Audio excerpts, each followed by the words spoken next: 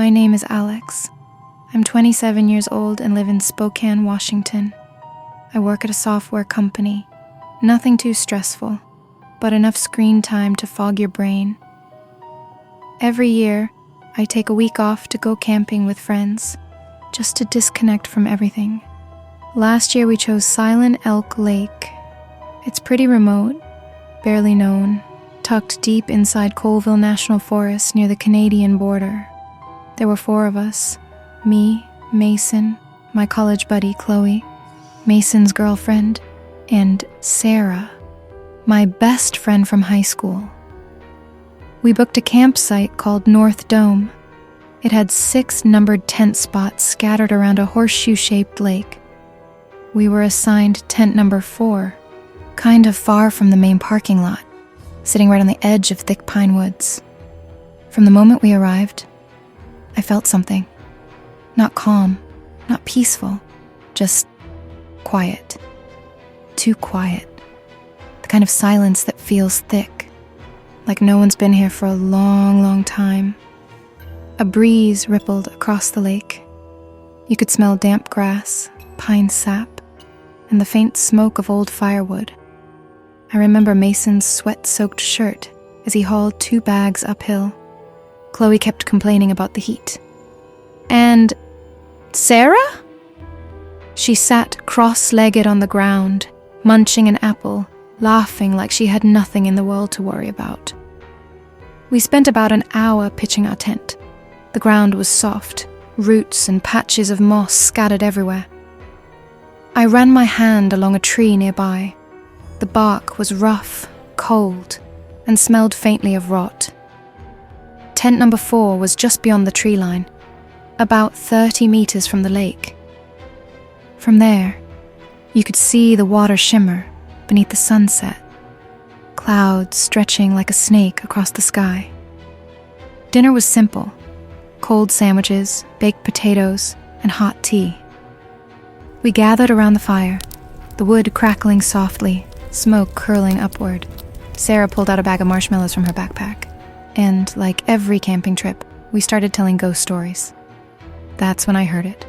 A sound, software, a footstep, crushing dry leaves. I looked up. Everyone else went quiet. Nothing. Chloe gave a nervous laugh, but her smile didn't quite reach her eyes. I kept staring at the woods, where the firelight faded into shadow, and I swear, I saw something, a shape, not moving, not clear, but something was there. I blinked.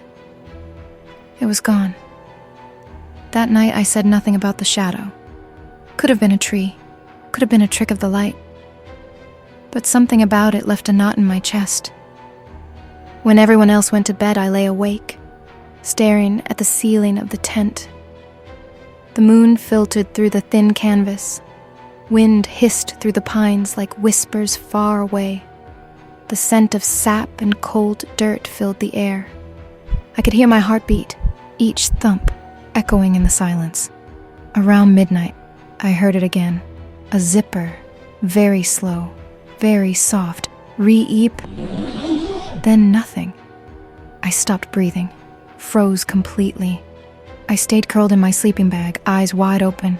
No one said anything. No one moved. Outside, footsteps. Light, slow, careful, crushing old leaves, one step, another.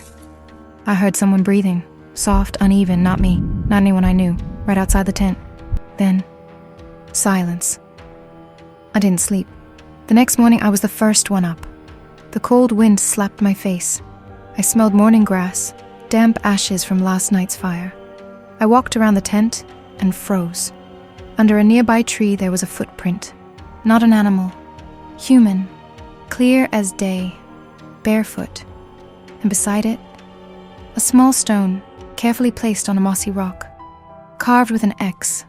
I knelt. My heart pounded. The carving was fresh, the moss scratched off, still damp. When the others woke up, I asked, "Did anyone go out last night?" Mason frowned. "Number Y?" I shook my head, didn't say more. That afternoon we hiked to Site 2, to see if anyone else was camping nearby. Nobody. Just tall weeds and an overgrown trail, like no one had used it in years. Sarah muttered, "Weird. It's a nice spot." On the way back, Chloe suddenly stopped. Did anyone else hear whispering?" We paused. Wind stirred the pine leaves. "No," I said. "What kind of whispering?" She stepped back, clutching Mason's arm. "Someone said something, right by my ear." She was shaking, pale, her lips tight. No one laughed, no one joked. We walked back to tent number 4, fast. That night, we built a bigger fire. No one spoke much. Eyes drifted toward the woods, more than the fire. Around midnight, Sarah went out to brush her teeth. She came running back in minutes later, face white. "Someone's standing alone at the edge of the trees." We rushed out. Nothing.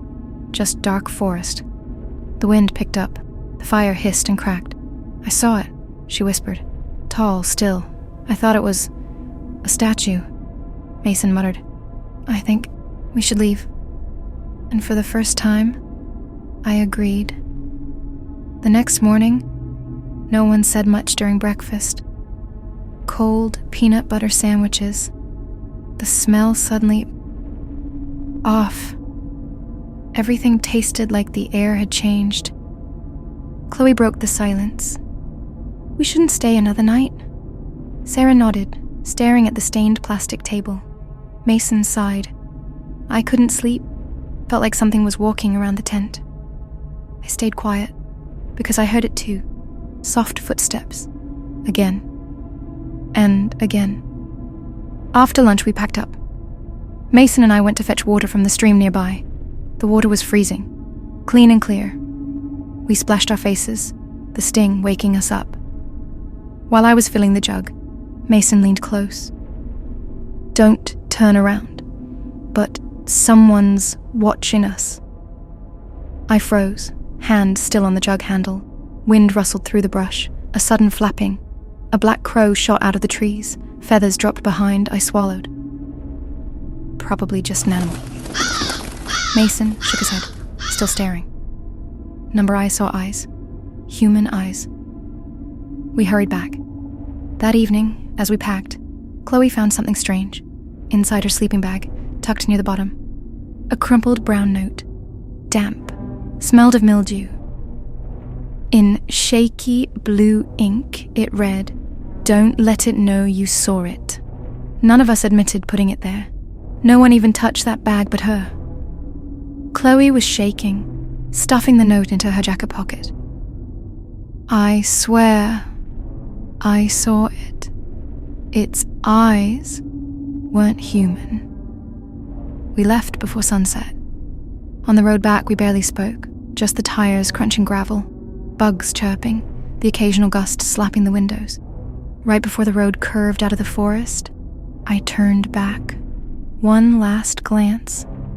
The campsite was fading behind the trees, but by tent number 4, I thought I saw something. A figure. Tall, still, staring after us until we were gone. I wasn't planning to tell this story, not because I'm scared, but because I don't know where to start to make people believe it actually happened. Some things, you think they only exist in movies, like hearing a whisper rising from beneath your feet, or the feeling that the ground itself is watching. But I lived through it. Last year, I joined a geology survey in southern Utah. Red rock hills, cracked dry soil, barely any vegetation, no signs of life. My job was straightforward. Core sampling. Drill into the earth. Record depth, take photos, move on. I wasn't alone. There were 3 others on the team. Andrew, an experienced technician. Nadine, a climate specialist. And Trevor, the quiet driver who barely said a word the entire trip. We set up camp at the base of a crumbling cliff, about 40 minutes by car from the nearest town. There was an old pit next to our tents, roughly 2 meters deep. Looked like someone had started digging and never finished. I remember the first night. No moon, just stars. The wind cut through the rocks, dry and sharp, carrying dust and a strange scent, metallic, like rusted iron. I was writing down data at the folding table when I heard a knocking. Not loud, just a soft, deliberate knock, knock, like fingers tapping gently from beneath the ground. But the floor of the tent was plastic, not wood. I thought I imagined it, until it came again. Knock, knock, knock. Everyone else was already asleep. Outside it was pitch black, nothing but my shadow in the wind. I stepped out with a flashlight. Its beam jittered across the sand. I stopped by the old pit. Nothing, until I heard it. A voice, faint and dry. "Is anyone there?" I froze. The sound wasn't echoing like it came from deep underground. It was close, too close, like someone was whispering from just beneath the surface. I shone my light into the hole. Nothing but loose soil, jagged rocks and dry roots, twisted like pale fingers clawing upward. My throat was parched. The air smelled of damp clay and something else. Burnt metal. Sharp and sour. I stood there for minutes, listening, but heard nothing more. Maybe I imagined it. Maybe I was just exhausted. I went back into the tent, zipped it tight. The cold floor pressed against my hand as I tried to ground myself in something real. But around 3 a.m., another sound woke me. Clink, clink. Metal. 2 objects brushing together, light, slow, rhythmic, like chains dragging against stone. I unzipped the flap, just enough to peek. The wind howled, casting long shadows across camp. But that sound, it was real. I followed it, step by step, toward the pit. Then I saw it. Someone, or something, had arranged a perfect circle of stones near the hole. Neatly placed, evenly spaced. That wasn't there last night. And at the center, an iron ring, old, rusted, resting on a piece of decayed gray cloth. I stepped closer, flashlight trembling in my hand. The ring was engraved. A spiral, etched deep into the corroded metal, and the moment my light touched it, a chill raced down my spine, sharp enough to make my heart skip. The next morning, I told Andrew. He frowned, walked out to take a look. "Probably just some hiker crap," he muttered, kicking at the stones. "People do weird rituals in places like this." I wanted to believe him. Until that evening, when Nadine came running from the canyon, her face pale, eyes wide. "There's someone in the hole." "What?" Andrew and I shouted. "I heard it, a kid, saying, 'Help me, I'm down here.'" We grabbed flashlights, sprinted over. The hole was empty, no tracks, no voices. The ring was gone. That night, nobody slept. Even Trevor, the silent one, finally spoke. "This place shouldn't have people in it." His voice was gravel. He stared at the pit like it might open and swallow us whole. No one argued. I lay awake, listening. Leaves rustled against the tent. Each gust of wind made the fabric moan. The smell of old campfire, damp dust, and iron, it clung to everything. In my mind, I saw the ring, and I heard the voice again. "Help me." The next morning, I told Andrew I wanted answers. We hiked 2 hours to the nearest ranger station, abandoned. Just a notice board with faded papers. I flipped through a few until one caught my eye. Missing hiker 2011, a 10-year-old boy. Last seen near a rock pit in the northern cliffs. No body ever found, 13 years ago. Andrew stared at the poster. He didn't joke this time. Didn't deny a thing. Back at camp, we didn't say a word to Nadine or Trevor. But later that night, as we sat around the fire, Trevor stood up abruptly. "Someone's watching us, behind that pine tree." We all turned. Nothing. But the air turned cold, unnaturally cold. I could see my breath, and the wind carried a smell I'll never forget. Charred metal, like burnt coins. At midnight, Nadine screamed in her tent. I ran to her. She was curled up, shaking. "I had a dream," she whispered. "I was in the hole, holding a hand, small, ice cold. But when I looked down, it wasn't whole." She broke down. I couldn't speak, because I understood. We all did. The next day I said, "We leave, today." No one protested. As I folded my tent, I found something beneath the ground sheet. A paper flower. Wilted, flattened, its edges crinkled, like someone had just opened it. I didn't ask. I didn't want to know. We hiked out in silence. The sound of boots on gravel, backpacks shifting, and the dull thud of our own heartbeats. Before the last bend in the trail, I turned back. Wind brushed across the clearing. Weeds swayed, and by the pit, I swear I saw something move. It stepped back, into the shadows. Back in the city, that feeling never left me. Sometimes, while waiting at red lights, I hear it again. Clink, clink, behind the driver's seat, software barely there, and at night, I dream I'm back at that pit, leaning over the edge, listening. Help me. I wake up drenched in sweat, and I remember the ring and the warning. Don't let it know you saw it. It happened on a Thursday night.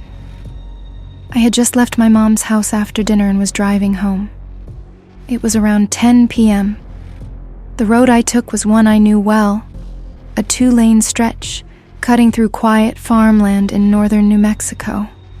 No lights, no other cars, just the sound of tires on wet asphalt and the steady tick of the windshield wipers. It had been raining earlier, so the road shimmered slightly under the headlights. I wasn't in a rush, just cruising, thinking about nothing in particular. Then, I saw her. At first, I thought it was an animal, maybe a deer, standing just beyond the next curve. But as I got closer, I realized it was a person, a woman. She was standing right on the side of the road, completely still. Her body turned slightly away, but her head was facing the road. She was wearing something white, like a nightgown or long shirt. Her hair was dark, wet, hanging straight down. I slowed the car, heart already racing. I thought maybe she was in trouble, or lost, or hurt. But as I passed, I looked straight at her, and in that brief second, I saw her face. She wasn't blinking, she wasn't moving. Her eyes were wide open, but empty, like glass, like she wasn't seeing anything at all. And then she was gone. I hit the brakes, hard. I checked the mirrors. I turned around, but there was no one there, just the dark road behind me and the quiet hum of rain. I even got out, walked a few steps with my phone flashlight. Nothing. No footprints. No one in the field. No sound, except the wind. I got back in the car and drove the rest of the way home with my hands gripping the wheel so tightly. They hurt. The next day, I told my mom. She went quiet. Then she said, "You saw her too." I froze. What? She died there, years ago, hit by a car. They say she was walking home from a friend's house. They never caught who did it. I didn't sleep that night. And since then, I've never taken that road after dark. 'Cause I know what I saw. And I know she's still there, waiting, watching.